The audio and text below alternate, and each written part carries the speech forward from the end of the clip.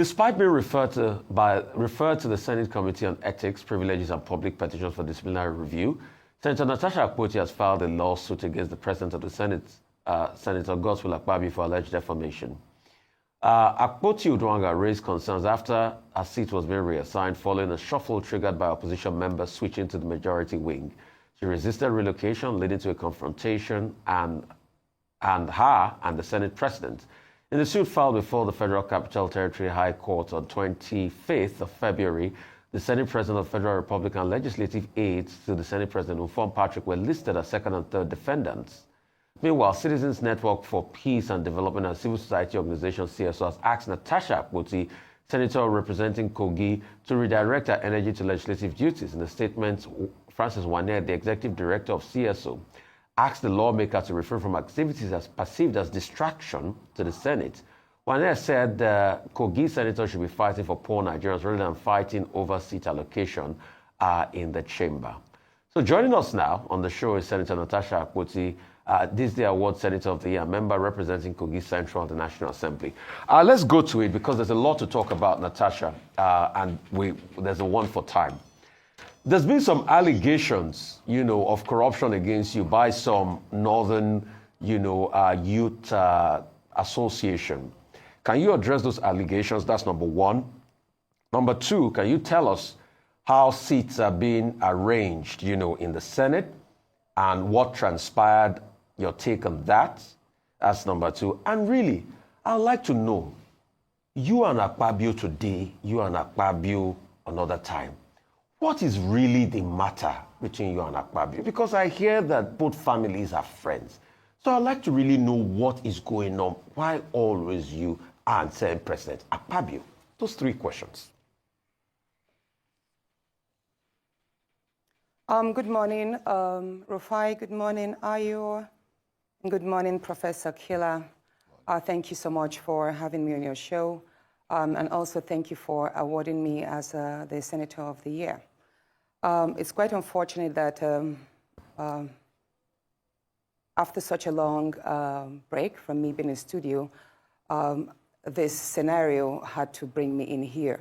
Going straight to your first question, which is the allegations, the petition against me on by a certain northern group, which has to do with the conduct of my office as the chair of the local content committee.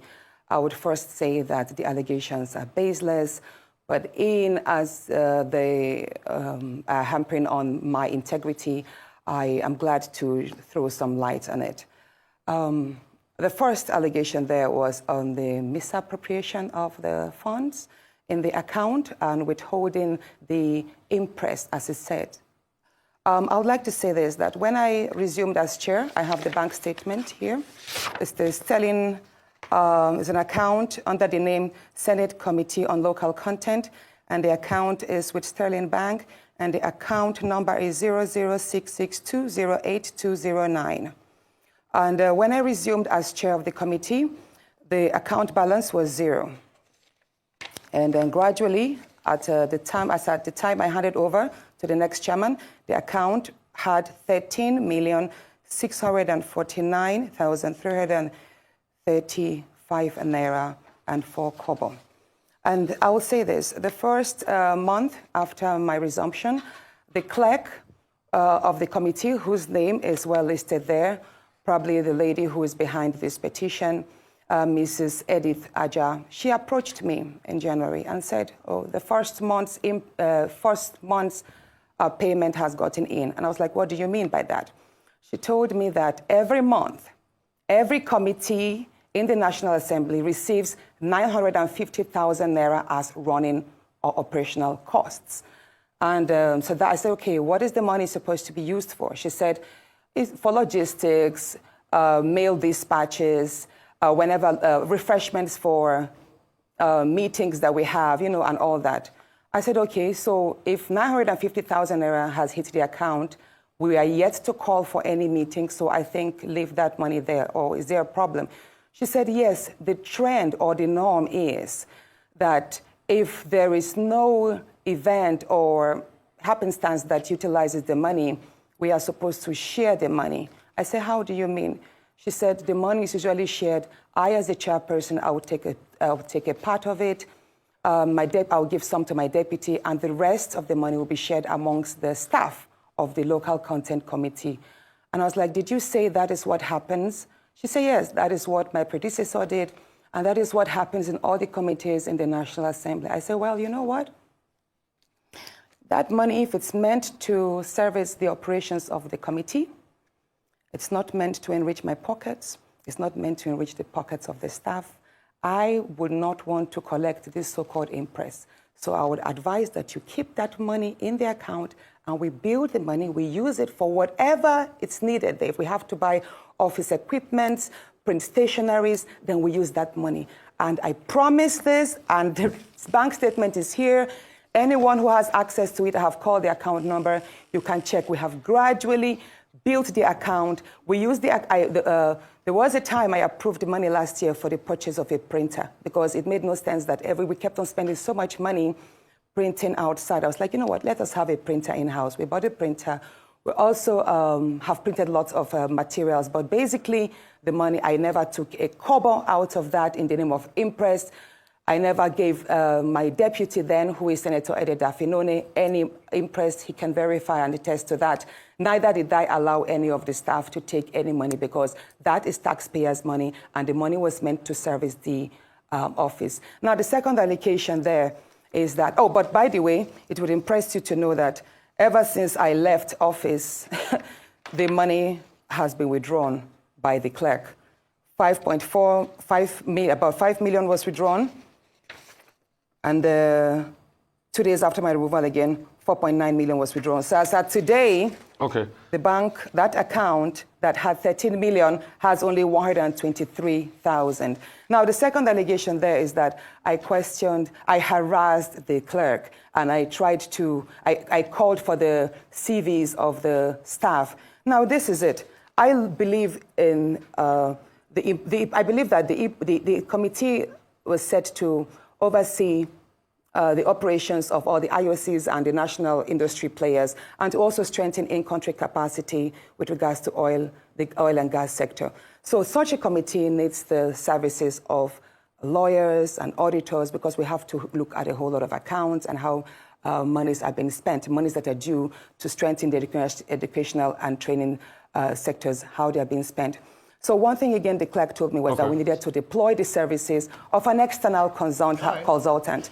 And I told her, I was like, why do we have to deploy the services of an external consultant when we have in-house staff? The Committee on Local Content had about 10 or 11 staff at the time. And I was like, we should be able to do this job ourselves. I am a lawyer. I can do my own part wherever one needs to refer to the Constitution or to the Act as it may.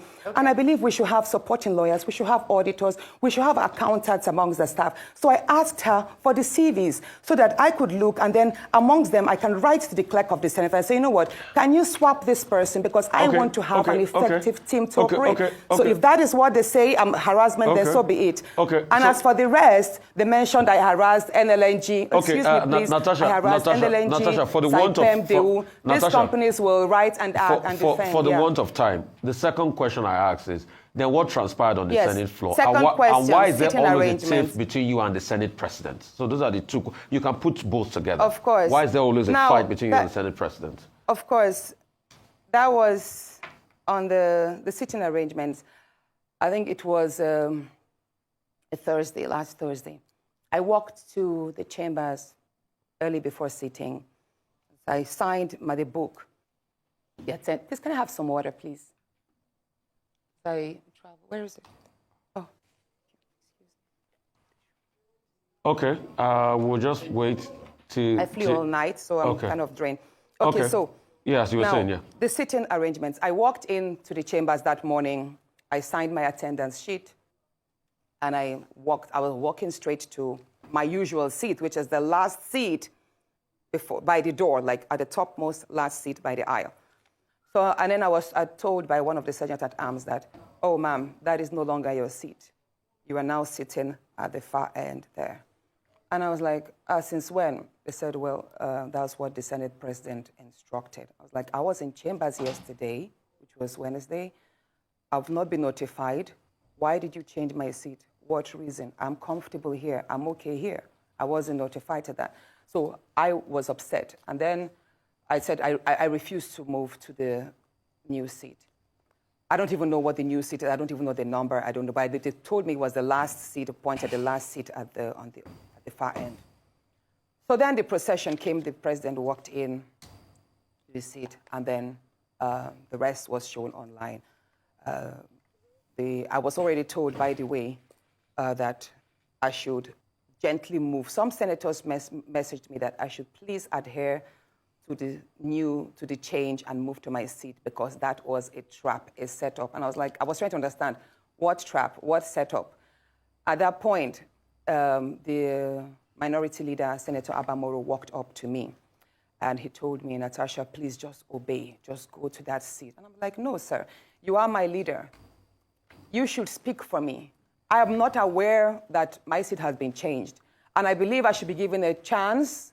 Maybe they should explain to me why my seat was changed. Maybe I can also explain why, if they could maybe consider leaving me here, that I'm not moving. He said, he pleaded with me that I should please move to the other seat and not explain that we could address it later. And I said, sir, I have hit these chambers, I have complained, and you have witnessed several of my privileges, me being maligned several times, and you never stood up for me. So no, I am not moving there because I do not trust that if I move, this matter will be addressed. So I am going to raise it on the floor. That was what I told my leader, who is the leader of the minority, Senator Abamoro. And then he walked. So after that, I was about to be, then the minority whip now read the rules that I have broken the Senate rule by not adhering to my seat change. Allocation, and that was when, at the time the Senate president was about to read my seat allocation. At the time the Senate president was about to read, because the next thing he was going to do was to read my suspension because I failed to adhere to that. But he had already made some statements that, Senator, the whip was, hold on. The whip it's just that we have to manage. Already had mentioned Senator that Natasha. Yes, ma'am. I'm so sorry, but we had to manage our time, and part of the question. Okay, so at that point, I knew I had to read Order 10. Okay. Yeah, I had to read Order 10. Now, what is Order 10? Many people don't understand. So now, Order 10 is is an SOS for every senator who feels their rights and privileges have been breached. So and permit me to quickly read what Order 10 here means. Any senator may rise at any time to speak upon a matter of privilege suddenly arising, and he shall be prepared to move without notice a motion declaring that a contempt or breach of privilege had been committed. Now, here it is. It does not say I cannot read that order in that place. But whenever a senator feels that their rights have been trifled upon, I have the right, even if I'm laying on the floor, wherever a senator is in that place. This order book does not say Order 10 should be read from a particular seat. Okay, Senator Natasha, let me come in here. I have no right to speak from that seat, that I should speak from my new seat. Yes. The Senate President aired, hold on please, this is a very important point. Okay. The Senate President himself made a mistake by not allowing me to speak on that Order 10, because it says here, and let me mention number 11. When a matter of privilege, Senator Natasha, I'm going to have to come in here. Senator Natasha, I am going to have to come in here. Thank you so much. Yes, please. You'll have more time to explain, but we have such limited time and we want to get as much out of this interview as possible. Well, thank you for expressing and opening up your statement. So what I assume from what you said now, because that was the question I was going to ask you, was the Senate Standing Orders, Chapter 362. A senator may only speak from the seat allocated to him, provided that the president of the Senate may change the allocation from time to time. So what you're saying is that Order 10 trumps Order 6.2 in terms of your ability to speak. But you can respond to that after I ask this question. Based on that, you made allegations last week, Thursday, in the chamber saying that you've been maligned. In fact, you said to the Senate president on the floor, in the chambers, that you are not afraid of him. Can you share or expatiate on what you mean by that? And when you had a follow-up interview, you were talking about how some of your privileges were deliberately taken away from you. What was the motive behind this? And then finally, is this exclusive to you alone? Or is it just because, I mean, there are many things that have come up because you're a woman, there are only 4 women in the House, you and the Senate President have personal altercations that have now appeared on the, in the chambers. Is this the privileges being withdrawn from you exclusive to you alone? And why do you think that is? Now, thank you. Indeed, the Senate President has the right to allocate seats to every senator. And the senator may or must, should speak from that allocated seat. But here it is. I was not about to make a debate. Neither was I about to contribute to a motion. I was reading an SOS, which is a lifeline of any senator. For any senator to have invoked Order 10, that means his privileges were already, or her privileges were already infringed upon and denied. And that can be raised anywhere at any time. So once a senator shouts Order 10, believe me, even if I'm being dragged on the floor and I say Order 10, they are supposed to listen to me. Wherever I sit in that place, that's why he said any senator may rise at any time to speak upon a matter of privilege, suddenly arising, and I should be prepared to move same. So in this part, the Senate President, once I raised Order 10, he ought to have allowed me to speak. And then he could have maybe taken his own discretion to overrule it or move that complaint to the Ethics and Privileges Committee. But the Senate President failed to do that. Instead, he ordered that the Sergeant at Arms should move me out of the chambers and prepare for my suspension. Okay, next question. Now, you're talking about my outburst. Yes, I did mention. I did mention that my rights in the Senate there, I have been dehumanized, I have been maligned and all what. And that outburst, I believe that the seat change was just the straw that broke the camel's back. A lot has been going on. And you asked, I'm just going again, trying to mix up the question. Yes, that's fine. Mix with this so I asked you, you made a statement that you've been maligned, you are not afraid of the Senate President, and that I asked if this was exclusive to you alone or if this is a particular trend. Yeah, that outburst, that's what I'm about to explain that. Yes. Yes, so many people do not know what I'm about to say, but I'm going to speak my own truth. And the Senate President is allowed to counter that. It all started on the 8th of December, 2023, which was a day before his birthday and my birthday. We are birthday mates. We were all in Akpabio because he had a big fanfare in the stadium. Myself, my husband, and a few of his close friends, we went to Akpabio. And at first, we were at Ikot Ekpene. We were in his house in Ikot Ekpene. Then we all moved to his house in Uyo, which was about 8 p.m. And he held my hand and said he wanted to show me around his house. My husband was walking behind us, just 3 of us. We're walking around from room to room. He showed me the beautiful interior. This was done by this, by that, this designer here, he bought this from us. Like, oh, it's beautiful. And then I noticed that he hastened his pace while still holding my hand. And my husband was behind, still on his phone, but he was catching up whenever he could. And then he got to this particular sitting room, and he said, "Do you like my house?" I said, "Of course, sir. Every room, beautiful, nice interior, quality taste." He said, "Now that you're a senator, I'm going to create a time for us to come spend quality moments here. You will enjoy it." At that point, I just pulled away, and I was like, I don't really understand what exactly that meant. But then my husband now, when I turned around, I saw my husband was already near me, and the way my husband looked at me and looked at him, I was beginning to wonder, did he hear part of that inciting statements or not? And then the Senate President, too, I saw that he also had that thought, like, did my husband hear the invitation to treat or not? So then the Senate President now said, "Oh, by the way, let me show you my chapel." He has a chapel in his house as well. So when we were going to the chapel, you know, we walked in silence and all.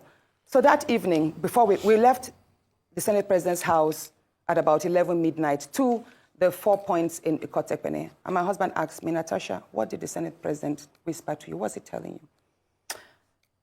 I thought, should I tell him that he was speaking about bringing me in here at a special time for us to have a good time? Or should I just kill it there, wrap it as if there was nothing?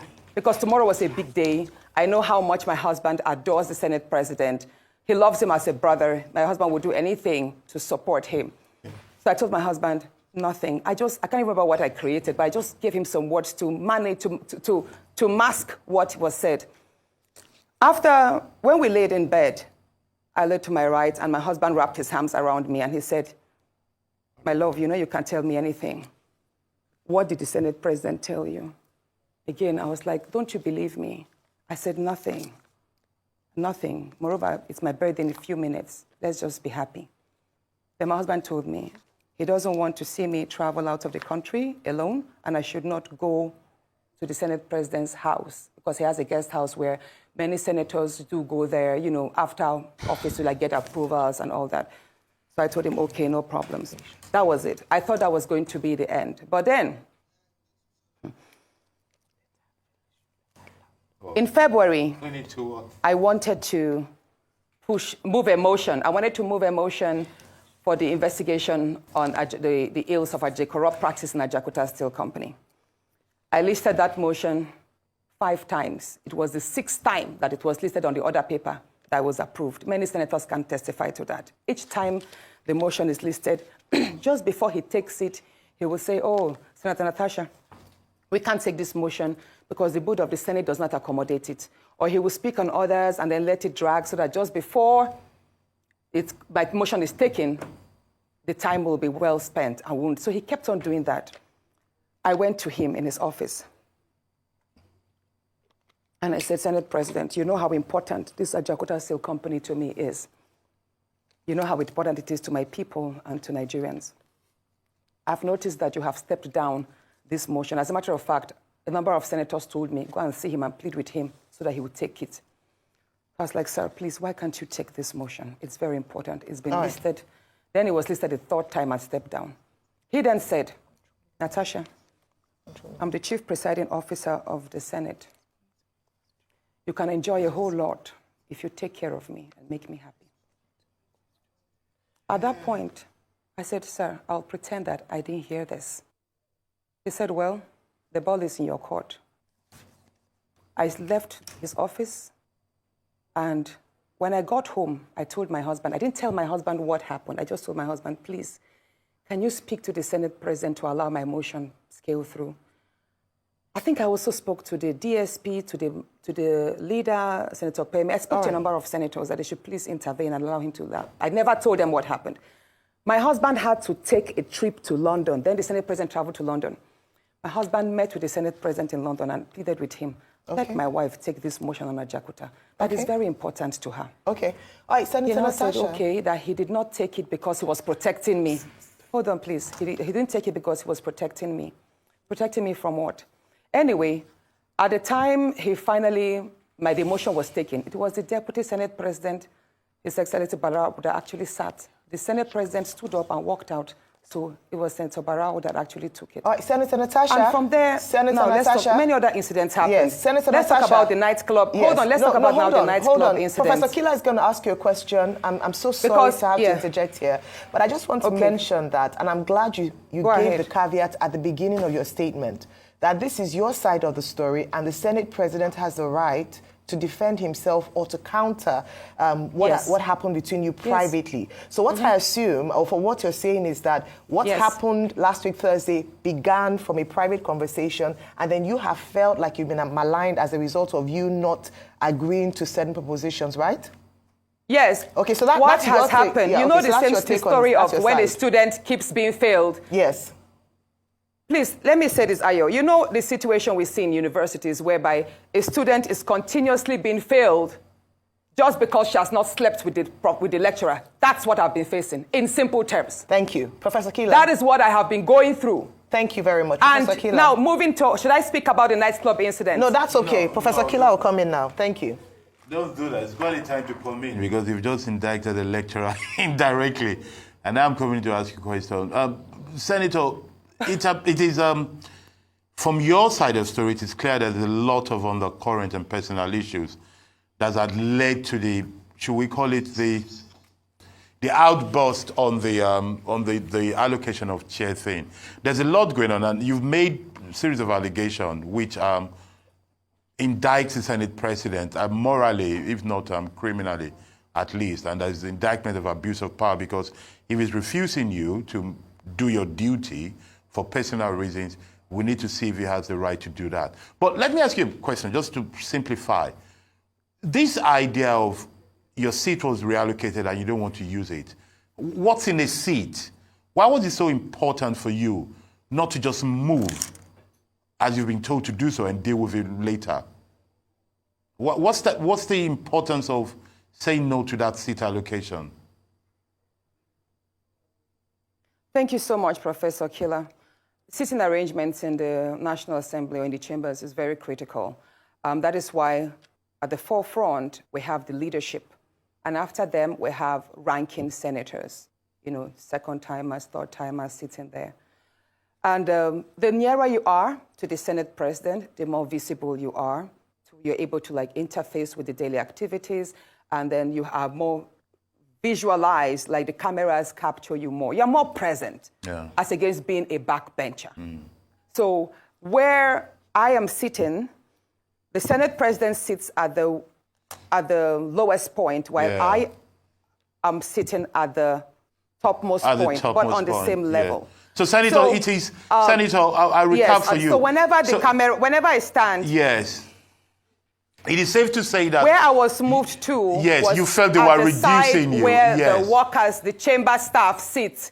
So you felt they were relegating you. Seat. They were relegating you. If they say, hold on, exactly. Let me say this. Yes. His excuse that it's because there were 2 vacant seats due to the decamping of the senators, right? Yes. And that why did they have to pick on me to start the shift? There were other senators that were in front of me that would have filled the seat. Why did it have to be me to fill in the seat at the far corner? But I will say this again. If you see where I sit at the back, there is a silent degrading of senators that, as they say, came from court. Yeah. We are made to feel as if we are lower than our other colleagues that resumed office and were sworn in earlier than us, even though we're all first-timers. Do you understand what I'm saying? Yes. I remember when I asked, initially, I asked why I was not sitting amongst my other first-time colleagues. Yes. And I was told that is because you resumed 6 months later. So it's almost like a punishment because I resumed 6 months later. Therefore, I have to sit or take seats or wait for my other colleagues whom we all ran elections with together and won together, even though we were rigged. So Senator, we were made to sit at the back. So after me, it seems clear to me. Senator Akpabio, who came 2 weeks after me. Yes. So it seems to me, from your own narrative, straight from your own narrative, that you feel victimized and you feel you're being treated like a second-class senator in that place. Let me ask you a question based on your own narrative. I have a very important... No, but very quickly, you're going to say, let me just ask you just this question. Professor. Yes, just this very question. Do you feel that other senators in that house, male or female or different party, do you feel that they're standing up to what they ought to be doing, or do you feel they are also, with their silence, complicit with your victimization? I want you to judge the whole Senate, 109 men and women. No. Okay. You don't feel they're complicit, and you don't want to... Now, here it is. I have enjoyed tremendous support from my colleagues. And the fact that a number of my colleagues have not spoken out publicly in my defense or criticize what has happened does not mean that they do not visit me privately at home or they do not call on me to give me words of encouragement. Why they are yet to come up openly and criticize the activities of the Senate President, probably that's best known to them. However, one question I have been asked a number of times is, why are the women silent? Why are the 3 other women silent? Yes, so why, Senator? Why do you think they're silent? The day I filed the suit of defamation, the suit that sexual act whereby the Senate President's SLA on new media, Mr. Patrick Mfong, sexualized me by addressing my attire as being transparent, and that the only thing I know how to do is to wear pancake to the chambers. So when I filed that suit, Senator Ireti Kingibe, hold on, Senator Kiriti Kingibe, Senator Natasha, Akpabio and Senator we're low on Ian. time, Three women please. who send messages to me that they do not support the litigation. Okay. And none of them have called, apart from Senator Iriti, that called my husband to tell me to withdraw that suit and all that. Okay, and my Natasha. husband charged her that you were the same person who had come to the house to tell him that the ST Natasha. was hitting on his wife sexually. So Okay. why are you now against my wife standing up for her rights? Okay, So Natasha. let me tell you something, which nobody knows. No, Mr. Rufai, please allow me to say this, Yeah. please. Please go ahead. Can I say this? Please Yes, go please ahead. go ahead. Please Please go go ahead, ahead. Senator. Please go ahead. Now, at the nightclub incident, I believe that was not a slip of tongue. That was not a slip of tongue. He has a number of times told me that there are various ways we can have fun. If we travel, he has a way of making the whole the house, the space. He can basically create a party in the space. Do you understand? Like a nightclub in the space and would have fun and all of that. So that nightclub incident statement was not a mistake. It was Okay. more like out of the abundance of the heart, the mouth speaketh. Okay, But let me say this. The day before please, Rufai, let me laugh. Go ahead, please. go ahead, Go ahead, Natasha. go ahead, Senator. What Please is go going on ahead. in my Go voice? ahead. Let me speak, Please go ahead. Please go ahead. We're If you trying don't to want me to speak, I'll walk out and No. complete this on my Facebook, please. No, Please go ahead. Go we're ahead, we're trying to Natasha. manage time, Senator, but go ahead and finish it quickly. We're trying to manage time, but please go ahead. The night, or should I say that morning, early hours of the morning that he apologized, which was 23rd of July, 2024. That was the morning he apologized. So the night about, I have it printed here, I have the screenshots of the phone call. It was 14 minutes past midnight when my phone rang. The leader of the House called me, Senator Michael Bamidele Okpeyemi called me, and he said, Senator, how are you? I said, I'm fine. He said, in the wake of all of this rancor, if the Senate President goes down, I will go down too. And I said, what do you mean, sir? At that point, I woke my husband up because he had fallen asleep before me. I said, are you calling me to threaten me? I could hear murmurs from the Senate President. I could hear the Senate President's voice at the background because I could tell he was on speakerphone. He said, no, I'm just telling you that, there's a whole lot of attack on the Senate President, and if things go down, if he resigns or something happens, I should know that I'm going to be held responsible and I also go down. At that point, I started shouting. I was like, you can't call me at midnight and threaten me, sir. You can't do this. And mind you, I was actually surprised because the leader of the House is someone I respect greatly. He's a very good friend. He's a very calm person. And I believe, I'm saying it, that if he actually made those statements, he probably was told to do so. So I dropped the line. And then I dropped the line. The first conversation was just 2 minutes, 33 seconds. Then my phone rang again at 26 minutes past midnight, that same day. And then it was the same call, Senator Okpeyemi's line, but then it was the Senate President's voice. He said, Princess of the Senate. That's how he calls me casually. I've been attacked. My wife has not slept for days. She's been crying. She's received lots of insults, all because of you. I said, no, sir, it's not because of me. It's because of you. I didn't force you to order that statement. And I did not call on the support I received from Nigerian women. So don't blame it on me. He said, no, he's telling me this because the Dane of Agbo, I think he's a king in Agbo in Delta State. So the Dane of Agbo spoke with him and told him that that's the Senate President, was the most hated politician in Nigeria at that point. Mind you, that was a few days to the protest. There was this end bad governance protest on the 1st of August, and this incident happened like a week before. So he said the Dane of Agbo told him, Mr. Senate President, your rating is all low. You're one of the worst. You're one of the most hated politicians now.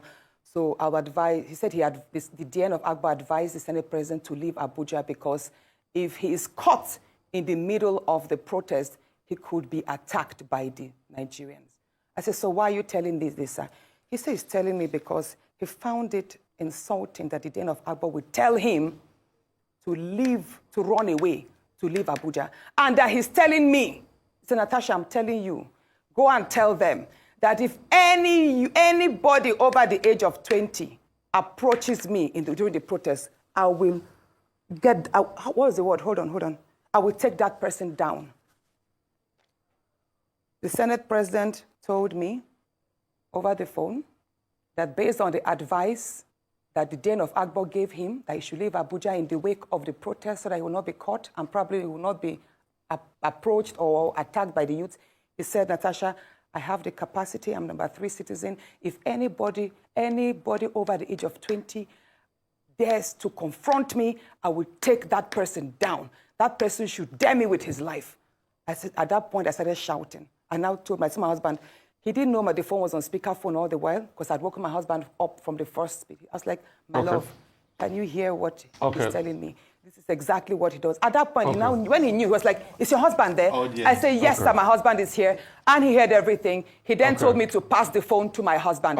And you know what he said? Immediately, he changed his tone. He was like, oh, Alema, I have a slot for you. For an appointment from Delta State, why don't you bring a nominee? And I took the phone back, I shouted at the Senate president. I said, you can't pacify us, you can't threaten me on one side and then pacify me. Sir, I'm aware, even though the conversations took place on via WhatsApp, I know that the DSS and the NSA's office, they have the tools to extract these phone calls. And I'm going to publish yes, sir. Okay, Senator Natasha, thank you. So and he told me that, well, all you want, hold on, please. He then told me that, all I want is an apology. He would apologize on the floor that morning and that he expects me to accept it. So all that morning, when I walked in, I was already threatened. I was already petrified. This is a man who had already called me at midnight, so I didn't sleep all night. I just had to say to his seamless apology. Senator Natasha Akpoti, thank you so much for being here. He who alleges must prove. I'm sure you have all your proof because they are on the other side are also going to demand all of it, and you have to put it out there. So thank you so much for your time. Thank you so much for honoring us today with your presence.